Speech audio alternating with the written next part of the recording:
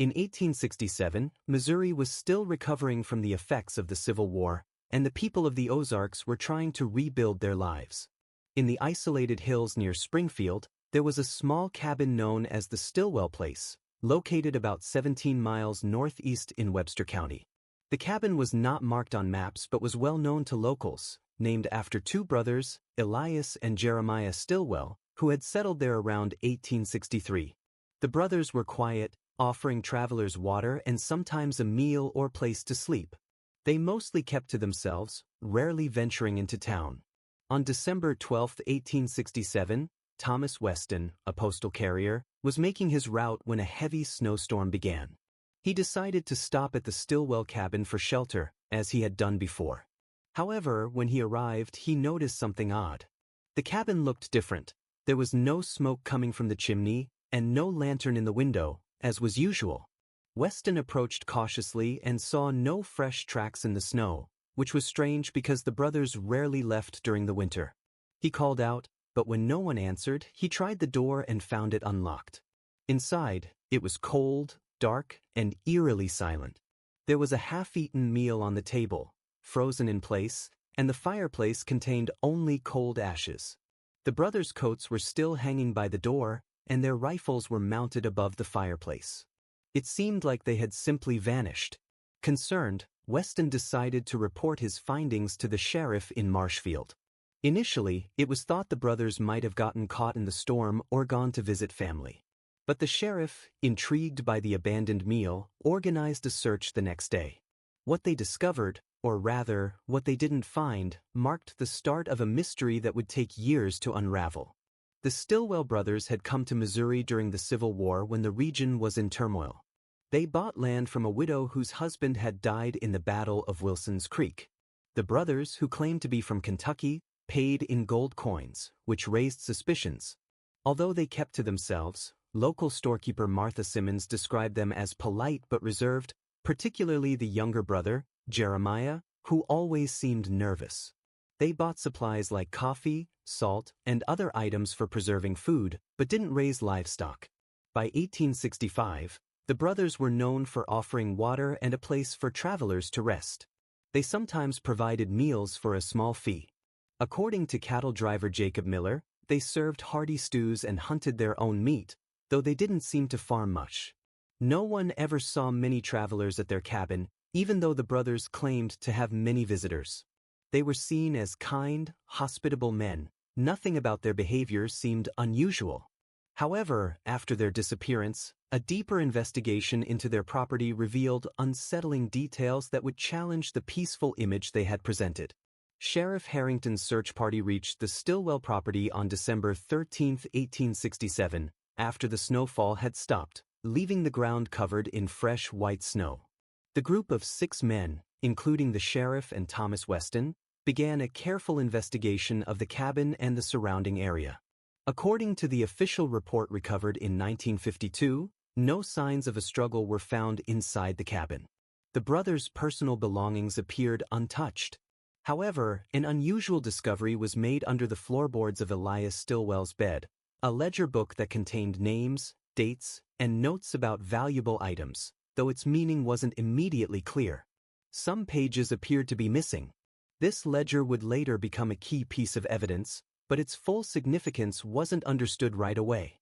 It listed 37 entries, dating from October 1863 to November 1867, with names, dates, and cryptic notations. Some entries were marked with an X. The search continued to the outbuildings on the property, a small barn, a smokehouse, and a storage cellar dug into the hillside. The barn contained a mule and evidence of 2 missing horses. The smokehouse held several cuts of meat, which the searchers initially thought to be venison or pork. However, it was the cellar that revealed the most disturbing discovery. The sheriff's report described the cellar as extending about 15 feet into the hillside, with wooden shelves containing typical household goods. But the back wall of the cellar appeared to have been recently dug out, revealing a narrow tunnel that extended another 27 feet, leading to a small chamber about 8 feet by 10 feet in size. Inside this chamber, numerous personal items were found: watches, rings, clothing, and papers, all belonging to different people. Most troubling of all were 32 pairs of boots and shoes, some worn and others almost new. These personal items had clearly been collected over a long period of time. None of the items matched those known to belong to the Stillwell brothers. It seemed likely that these belongings had been taken from other people, perhaps from travelers who had passed through the cabin. However, no bodies were found, no blood evidence, and no direct proof of violence. The most damning evidence was circumstantial. Why would the brothers have a hidden chamber filled with strangers' belongings? The search party expanded their efforts, checking the well and combing the surrounding woods, but heavy snow slowed their progress. Sheriff Harrington sealed off the property and posted guards to protect the potential evidence while he returned to Marshfield to plan a more thorough investigation. The mysterious disappearance of the Stillwell brothers and the discovery of the hidden chamber quickly became a sensation. The Springfield Weekly Patriot ran a front-page story on December 17, 1867, with the headline, "Strange Disappearance in Webster County, Foul Play Suspected." As the winter of 1867-68 wore on, locals began to recall details about the Stillwell brothers that had seemed unimportant before, but now seemed suspicious. The cabin stood empty and silent, and Sheriff Harrington had it locked up, patrolling the area regularly. Rumors about the brothers spread, and few people dared to go near the property.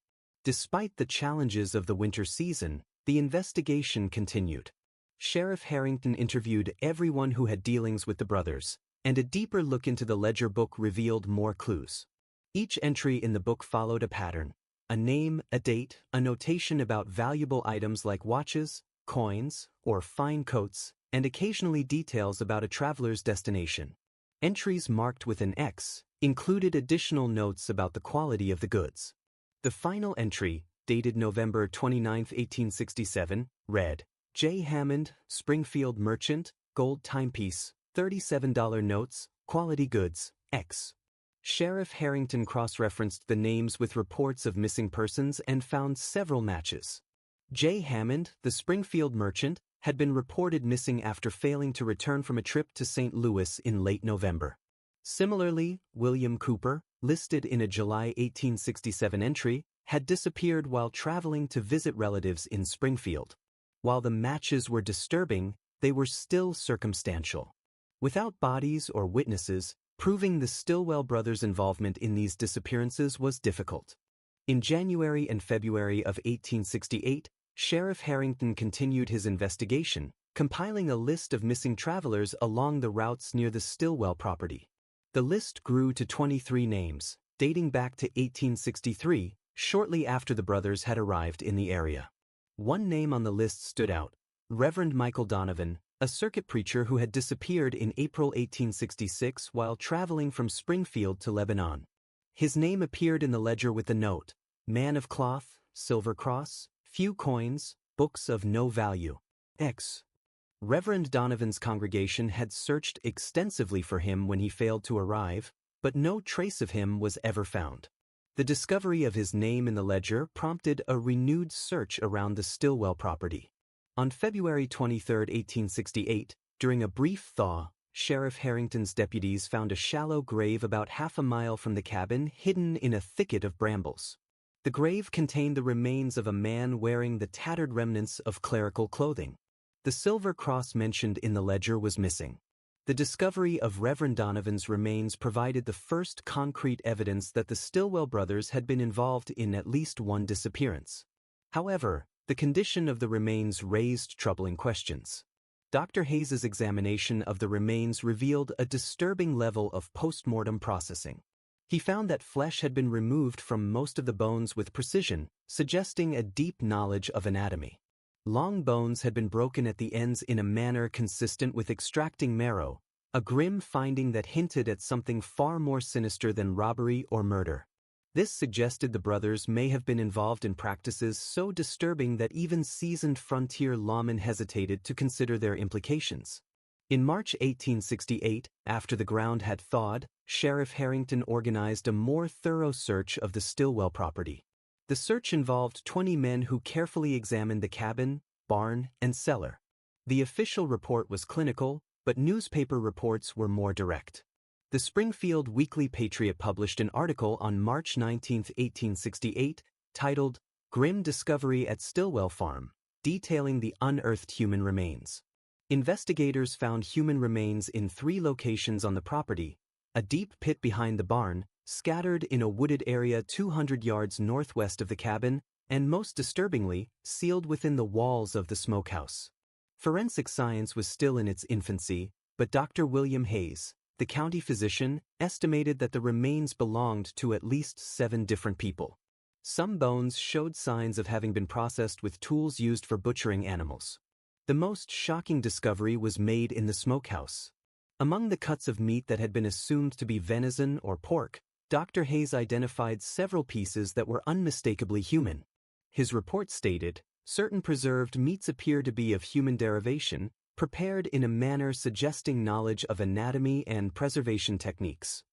The implication was horrifying. The Stillwell brothers had likely been killing travelers, taking their valuables, and most disturbingly, using their remains as food, which they then served to future visitors.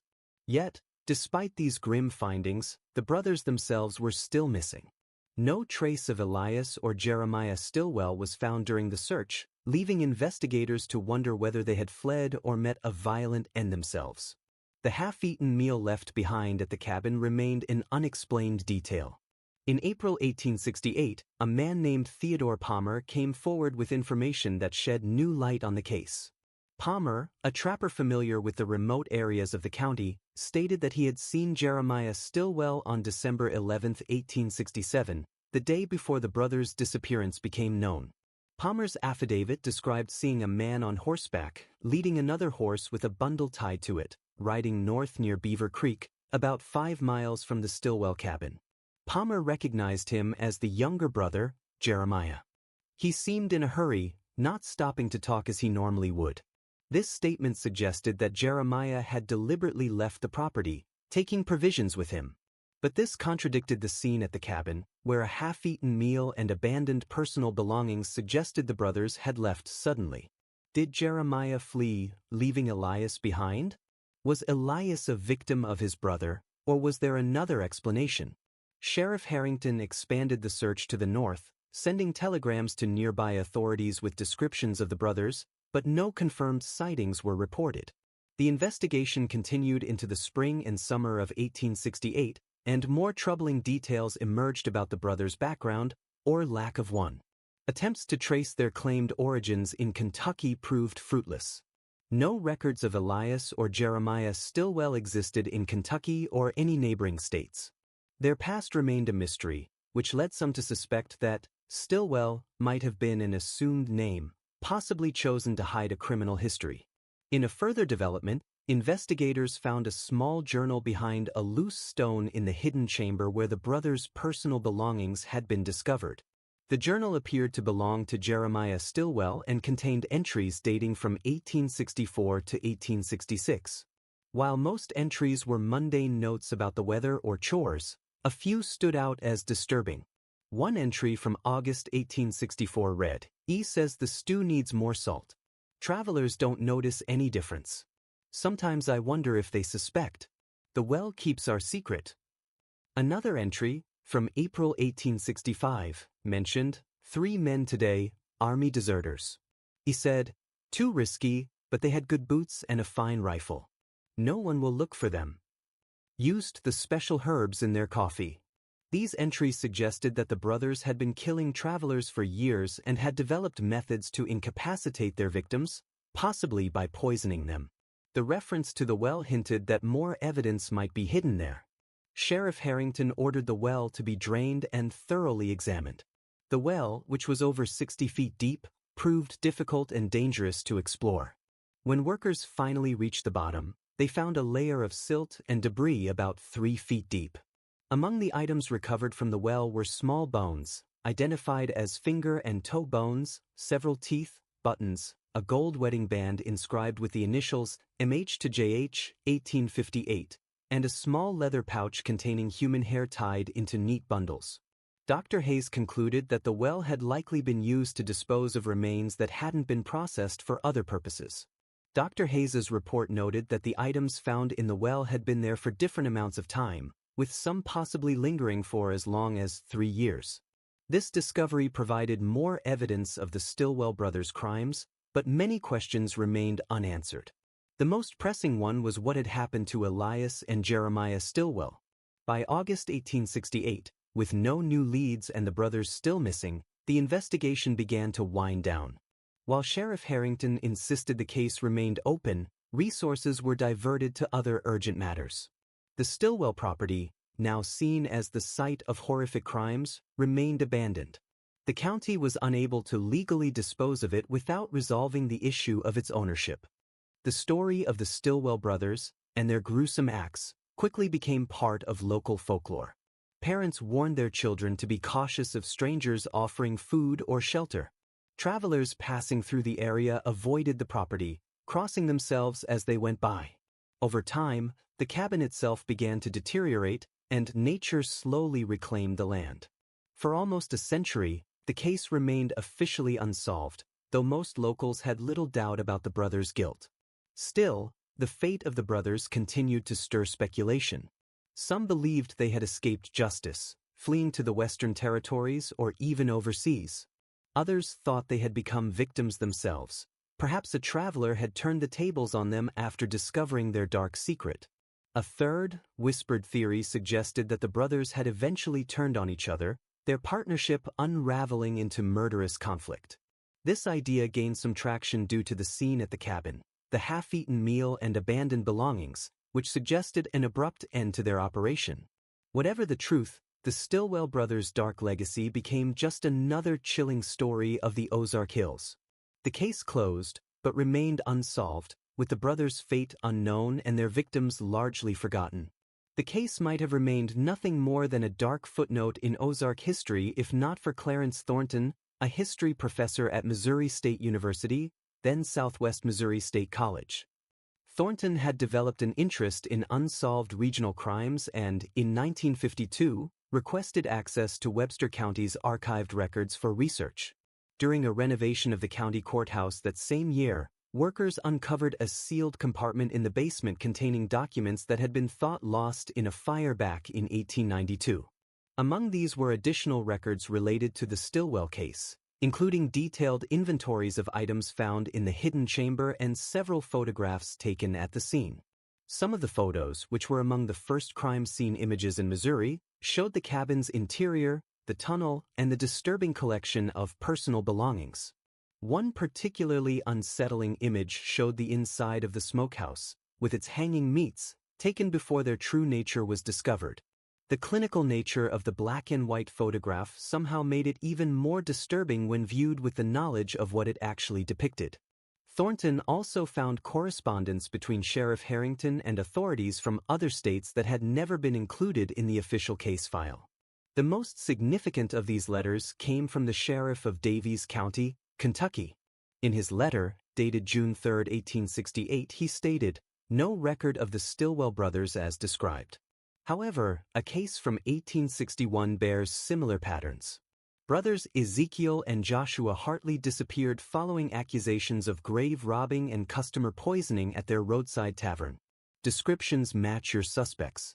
Ezekiel would now be approximately 37 years old, Joshua, 34. Both were known for an unusual interest in anatomy and preservation methods. Joshua worked briefly as an assistant to a local doctor before being dismissed for unspecified misconduct. This connection suggested that the Stillwell brothers might have been the Hartley brothers, who had assumed new identities after relocating to Missouri during the chaos of the Civil War. Their pattern of predatory behavior had reportedly started in another state, adding a new and chilling dimension to the case. Thornton's further research uncovered more about the Hartley brothers.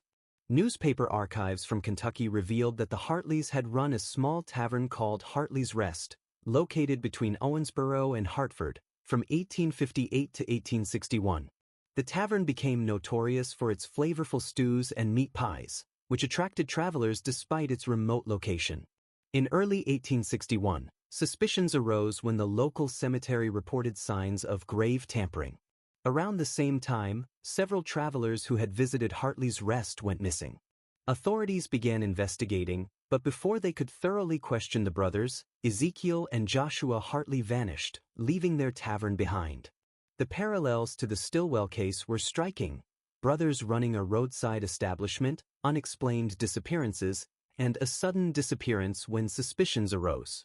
The physical descriptions and ages matched, supporting the theory that the Hartleys had reinvented themselves as the Stillwells and continued their criminal activities in Missouri.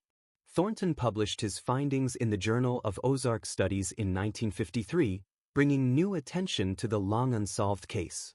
His article, titled "Serving More Than Water: The Stillwell Brothers' Reign of Terror," provided the most complete account of the case to date, combining the original investigation with his own discoveries. After Thornton's publication, an elderly woman named Sarah Wilkes contacted him, sharing a story passed down in her family. Her grandfather, James Wilkes, had been part of Sheriff Harrington's search party in 1868. According to family lore, the search uncovered more than was officially reported. "Grandfather wouldn't speak of it much," Sarah's letter to Thornton stated, "but on his deathbed in 1911 he told my father about a hidden room they found beneath the cabin floor. It contained what he called instruments of torture and a chair with restraints." Sheriff Harrington ordered that the discovery of the hidden room and its contents not be included in the reports to protect the families of the missing. According to Sarah Wilkes, her grandfather, James Wilkes, who was part of the search party, told her on his deathbed in 1911 about the horrors they had found. He described a hidden room beneath the cabin's floor containing what he called instruments of torture and a chair with restraints. Though this account can't be independently verified, it matched some inconsistencies in the official records, such as several missing pages in the inventory, where the numbering jumped from page 7 to page 11.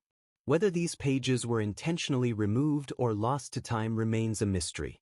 Thornton's research uncovered another curious detail. The abandoned meal found at the Stillwell cabin had included 2 plates, but evidence suggested a third person had been there. A third chair was pulled out from the table, and a partial footprint in spilled stew indicated a different shoe size than either brothers. This led to speculation that someone else had interrupted the brothers during their meal, either killing them or forcing them to flee. But who this third person was and what their connection to the brothers might have been remained an open question. Thornton's findings inspired further investigations, as amateur historians and true crime enthusiasts began searching through newspaper archives and county records across the Midwest. In 1954, a librarian in Jefferson City discovered an article from the St. Louis Buie, Missouri Republican dated January 18, 1862. The article described the arrest of 2 brothers named Harlow for suspicious behavior and possession of personal items that didn't belong to them. The brothers were briefly detained but released due to lack of evidence. Their physical descriptions matched the Stillwell brothers, hinting that they may have used multiple identities during their criminal activities. Another researcher found records from a small town in southern Illinois, where 2 brothers named Stillman had run a boarding house in early 1863. They left abruptly after a guest disappeared, and the descriptions of these brothers matched those of the Stillwells, suggesting the brothers had moved around, changing identities to stay ahead of suspicion. These discoveries painted a picture of the Stillwell brothers as calculating predators who had refined their methods over the years. In 1955, construction workers clearing land for a new highway north of the former Stillwell property made a grim discovery. While excavating a hillside about 12 miles from the old cabin, they unearthed human remains. The medical examiner determined the remains were those of a man in his 30s, who had died 80 to 90 years earlier from a gunshot wound to the back of the skull. With the remains, they found a pocket watch engraved with the initials ES. This led investigators to believe they had found Elias Stillwell, murdered and buried far from the cabin. This discovery matched Theodore Palmer's 1868 statement about seeing Jeremiah Stillwell riding north the day before the brothers' disappearance was discovered.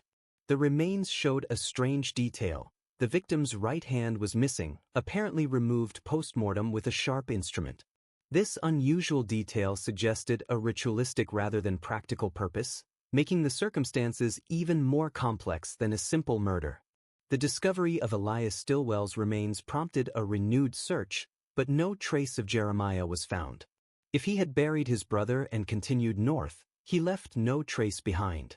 There was no evidence linking him to any port cities or foreign departures, suggesting that if he had escaped, he did so under another assumed name. In 1958, a retired sheriff from Pike County, Illinois, contacted Thornton with a lead. In 1869, about a year after the Stilwell brothers' disappearance, a man matching Jeremiah's description had been detained in Pittsfield, Illinois, for questioning about a suspicious death at a boarding house where he had been staying. The man, calling himself Jeremy Stilson, was released after witnesses provided him with an alibi. He left town immediately after and was never seen again. This clue hinted that Jeremiah might have continued his criminal activities after leaving Missouri, though with greater caution and no partner. However, the trail went cold after Pittsfield, and no further leads were found. In 1967, exactly 100 years after the Stilwell brothers' disappearance, the Webster County Historical Society erected a small marker near the site of the cabin. The plaque did not mention the brothers' crimes, instead stating, "Site of the Stilwell Cabin, 1863 to 1868. Scene of unsolved disappearances that haunted the Ozarks frontier." The site had long since returned to wilderness, with the cabin having collapsed in the early 1900s.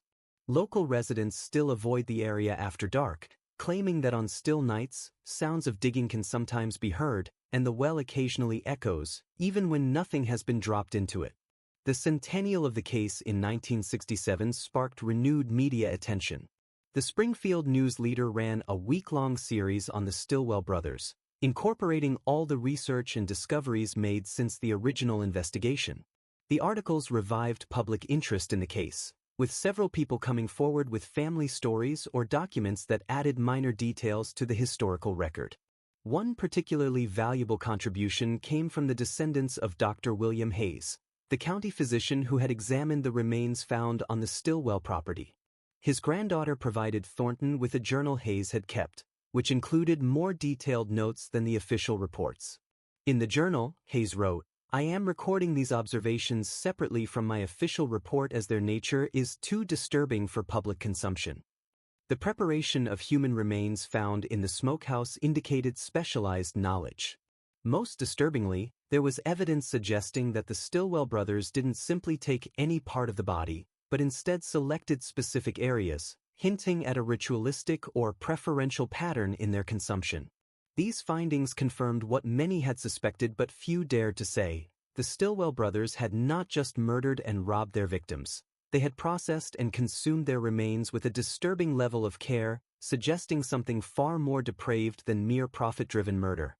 The meat was not simply hacked from the bone but was carefully processed, using techniques one might expect from a trained butcher or medical professional.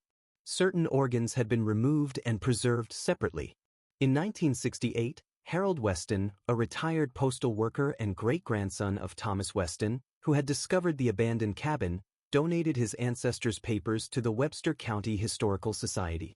Among these papers was a journal kept by Thomas Weston, revealing a startling confession. In an entry dated April 17, 1882, Weston admitted, "I have carried this secret for 15 years, but I cannot take it to my grave. What I told the sheriff about finding the Stilwell cabin abandoned was not the whole truth. I had stopped there many times before, always alone, always careful. That final day, I arrived to find Elias dead at the table, his face in his stew. Jeremiah was holding a gun, shaking like a leaf. He said he was going to tell, that he couldn't live with it anymore. He made me help him load Elias onto a horse. We rode north together until we found a place to bury him. Jeremiah gave me a gold watch and $50 to stay quiet. He said he was heading for Oregon Territory. I haven't seen him since. May God forgive me for my silence and complicity." This confession, if accurate, answered some questions but also raised new ones. It explained the abandoned meal and Elias's disappearance, but not why Jeremiah had left all his belongings behind. It also implicated Thomas Weston in covering up the truth, casting doubt on the earlier details of his testimony. Most importantly, it suggested a rift between the brothers, where Elias seemed ready to confess their crimes, but Jeremiah, unwilling to face justice, chose to silence him. This human element added depth to the case, suggesting that even among such depraved individuals, conscience could occasionally resurface with deadly consequences. Further entries in Weston's journal provided additional context. He wrote of stopping at the Stillwell cabin many times during his postal route, often accepting meals from the brothers. "I never suspected the true nature of their stew," Weston wrote. "God help me. I consumed it with relish, complimenting them on its rich flavor. How many poor souls passed my lips in those meals? The thought torments me nightly." Weston also described conversations with Jeremiah after Elias's death, during their ride north with the body. Jeremiah spoke of their early days in Kentucky, after their parents died, leaving them destitute. What had started as grave robbing for valuables had evolved into something far darker when they realized they could profit from both the possessions and remains of their victims. Jeremiah spoke of it matter-of-factly, as if discussing the weather. "We perfected our methods over the years," he said, learning which herbs made travelers sleepy without affecting the taste. "We never left any witnesses until Elias began feeling guilty." Weston's journal ended abruptly in 1883, suggesting that he may have died soon after recording these confessions. His account provided the most direct evidence of what happened to the Stillwell brothers, though it couldn't be independently verified decades later. Historians and crime researchers continued to debate the full truth of the case. Some speculated that Jeremiah had killed his brother to end their killing spree, possibly developing a conscience that Elias lacked. Others believed that the brothers had an accomplice who turned on them, maybe a traveler who discovered their true nature. The most disturbing theory, supported by evidence from the recovered papers, suggested that the brothers had developed a ritualistic practice of consuming their victims, serving human flesh in their stews to unsuspecting guests. Dr. Hayes's original notes included observations about certain bones that had been broken open to extract marrow, a technique not typically used in meat processing. The brothers' purchase of unusual quantities of preserving agents and spices, noted by Martha Simmons, indicated they may have been masking the true nature of the meat they served. In 1969, a team from the anthropology department at the University of Missouri analyzed the photographs and descriptions of the remains found on the Stillwell property. Their analysis confirmed that the processing methods used showed remarkable anatomical knowledge, supporting the theory that the brothers had developed these techniques over time, likely refining them with each victim. The anthropologists also noted that certain body parts had been removed selectively, with particular attention to the muscle groups in the thighs, shoulders, and back, cuts that are considered prime in traditional butchery. The selective approach to processing the human remains found in the smokehouse indicated not just practical knowledge but a ritualistic or preferential aspect to the Stillwell brothers' consumption. This new evidence added to the unsettling picture of their behavior. In 1969, the Missouri State Police officially closed the Stillwell case, deeming it solved, despite the absence of a trial or definitive proof of Jeremiah Stillwell's fate. The conclusion was that the brothers had killed at least 21 travelers between 1863 and 1867, robbing them of their valuables, processing their remains for consumption, and disposing of evidence. In the 1970s, interest in the case resurfaced when similar crimes were discovered elsewhere. Criminologists began drawing comparisons to other historical cases of cannibalism and serial murder, using the Stillwell case to study how isolated environments and transient victims provided opportunities for predators to operate undetected for long periods. In 1972, historical researcher Elainer Phillips uncovered an intriguing connection while examining Oregon territorial records. A man named Jerome Stillman had purchased land near Portland in 1869 and set up a way station for travelers. His physical description matched that of Jeremiah Stillwell, and the timing aligned with Thomas Weston's claim that Jeremiah had headed for Oregon. Phillips found that Stillman had operated the way station for about 3 years before selling it and disappearing from records. During that time, at least 2 travelers had gone missing after being seen heading toward his property, though no investigation connected the disappearances to Stillman. This discovery suggested that Jeremiah might have continued his predatory behavior in Oregon, though with greater caution and a quicker departure when suspicions arose. The pattern was consistent with the brothers' earlier movements through Kentucky, Illinois, and Missouri, where they preyed on travelers in isolated locations and relocated when necessary. However, after Stillman sold his Oregon property in 1872, the trail went cold. If Jeremiah adopted a new identity, it was without leaving records that could be linked to his previous personas. Whether he eventually faced justice, died of natural causes, or continued his crimes under another name remains a mystery. In 1975, during renovations in Sacramento, California, workers discovered a hidden cache of documents in a wall cavity. Among these was a journal dating from 1873 to 1878, written by a man who identified himself as J.S.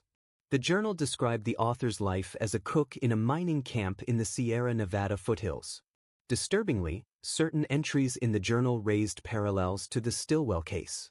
The author wrote of special techniques for preparing meat and secret ingredients that made his stews particularly flavorful. He mentioned that miners occasionally disappeared, but these cases were rarely investigated thoroughly. Most tellingly, one entry from 1877 read, "Sometimes I miss E in our cabin in the hills. He was weak at the end, but for years we perfected our craft together. The guests never suspected what nourishment they received at our table. Here, I must be more cautious, but the opportunities remain plentiful." While this journal couldn't be definitively linked to Jeremiah Stillwell, its eerie similarities to the Stillwell case led some researchers to believe that he may have continued his deadly work in California after leaving Oregon. The journal ended abruptly in October 1878 with no indication of the author's fate. The Stillwell case remains one of the darkest chapters in Ozark history, a tale of frontier isolation, opportunistic predation, and unthinkable horror masked as simple hospitality. It serves as a grim reminder of how travelers in post-Civil War America often placed their lives in the hands of strangers with every stop they made. Today, the land where the Stillwell cabin once stood is private property, unmarked and unvisited. The well, which was reportedly filled in during the 1970s after several animals were found dead nearby, remains a chilling reminder of what transpired there.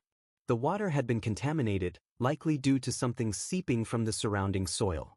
The road that once led travelers to the Stillwell cabin has long since faded, barely visible now as a depression in the forest floor. Nature has slowly reclaimed the area, covering the horrific past with new growth, but the earth remembers what happened. In 1980, the Webster County Historical Society conducted an archaeological survey of the Stillwell property in an effort to uncover more evidence and shed light on lingering questions. The foundation of the cabin was still visible, along with the collapsed remains of the root cellar and smokehouse.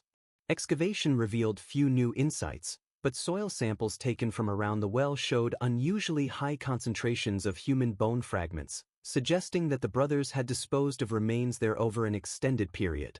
Archaeologists also discovered a previously undetected pit about 50 yards behind the smokehouse. The pit contained a layer of ash and charred bone fragments, indicating that some remains had been burned instead of buried or processed. These findings confirmed the brothers' methodical approach to disposing of evidence, processing some remains for consumption, burying others, burning some, and disposing of yet others in the well. It was now clear that not all their victims would ever be identified or accounted for. The archaeological team also discovered a small tin box buried beneath what had once been the hearth of the cabin. The contents of the box, however, remain unknown, leaving one last mystery to the tragic tale of the Stillwell brothers. Inside the small tin box found under the hearth of the Stillwell cabin was a daguerreotype photograph of two young men standing with an older couple, presumably their parents. On the back of the photo was written, "Ezekiel and Joshua Hartley with mother and father, 1848. This was the only known image of the brothers and confirmed their original identities, offering a glimpse of them before they became infamous. In the photo, the brothers looked like ordinary young men, Ezekiel, later Elias, with a serious expression, and Joshua, later Jeremiah, with a slight smile. Nothing in their appearance hinted at the horrors they would later commit. A chilling reminder that even the most monstrous individuals can look completely unremarkable. In a final eerie twist to the case, a historian researching Missouri Civil War records in 1961 uncovered a report from a Union patrol leader who had briefly stopped at a cabin matching the location of the Stillwell property in October 1863, just after the brothers had settled there. The report described the two Kentucky men as hospitable, offering a hearty stew made from meat of unknown origin. However, 3 members of the patrol became ill after eating, although they all eventually recovered. This suggests that the brothers may have attempted to claim victims early on, but the patrol's survival indicates they were still perfecting their methods. The report also mentioned that the brothers appeared disappointed when the patrol announced they would continue their journey rather than stay overnight, hinting at a possible disappointment that their plan to ensnare the travelers had been thwarted. This early encounter supported the theory that the Stillwell brothers had arrived in Missouri already intent on continuing their predatory behavior, honed from their time in Kentucky. In 1985, a doctoral student researching historical criminal psychology interviewed elderly Webster County residents who had grown up hearing stories about the Stillwell brothers. One recurring theme in these accounts was the brothers' strange interest in folk medicine and herbal remedies. Martha Apprentice, 93 at the time, recalled stories her grandmother told her. According to Martha, the younger brother, Jeremiah, would often ask about local plants that caused drowsiness or confusion, claiming it was for his brother's headaches. However, people later wondered if those plants were used on their visitors, hinting that the brothers may have been using these herbs to incapacitate their victims.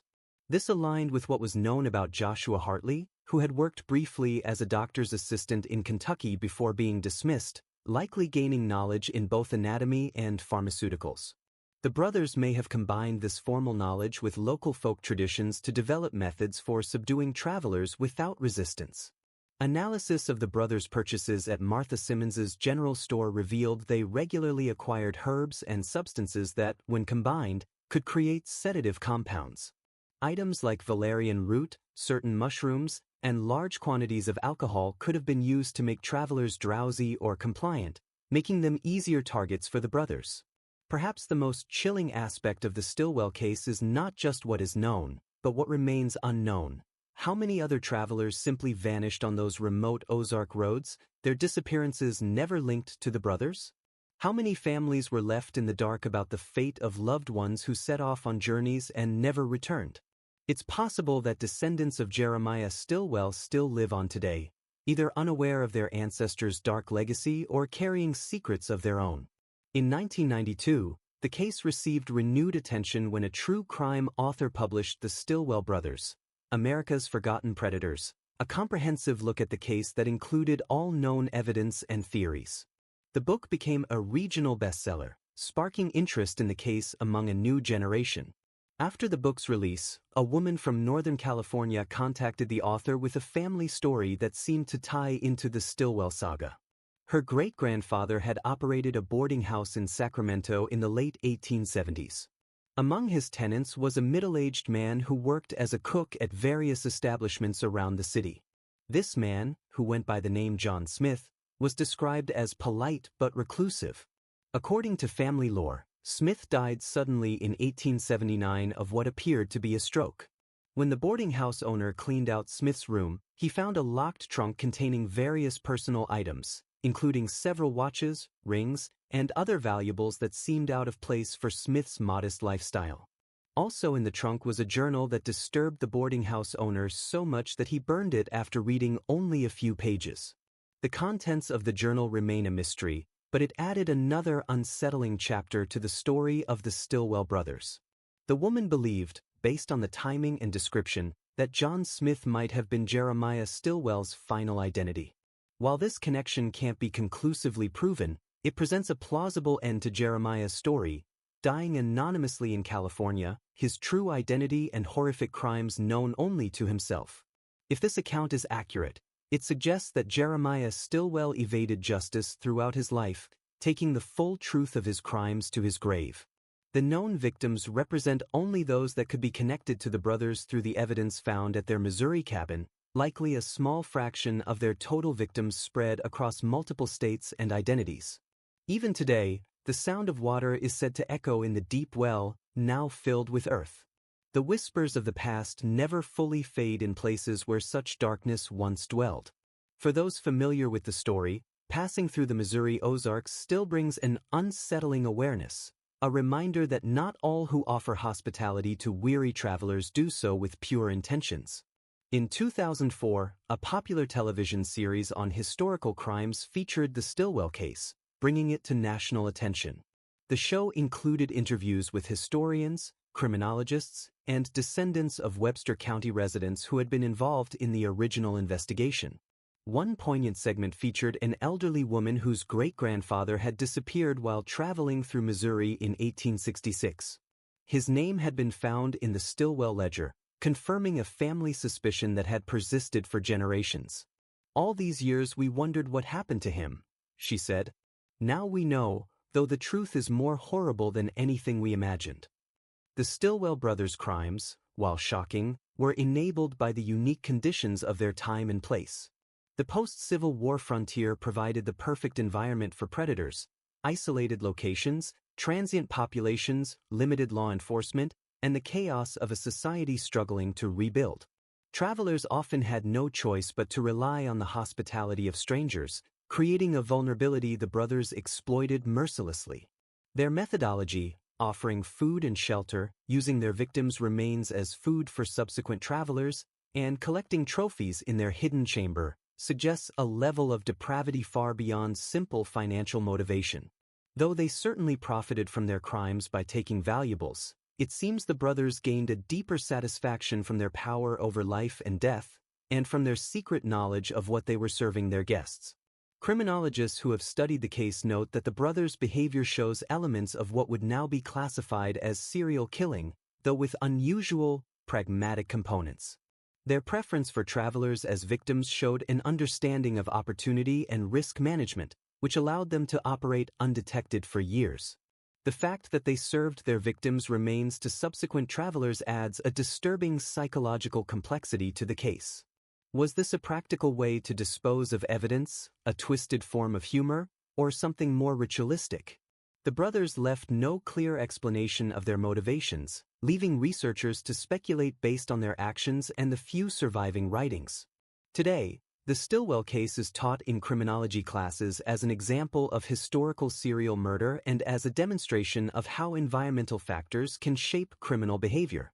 The isolated setting, the transient nature of the victims, and the limited forensic capabilities of the era made conditions that would be difficult to replicate in modern times.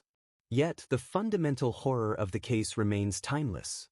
The violation of the sacred trust between host and guest, the exploitation of human vulnerability, and the revelation that monsters can wear human faces, offering water to the thirsty and rest to the weary while harboring unimaginable darkness within.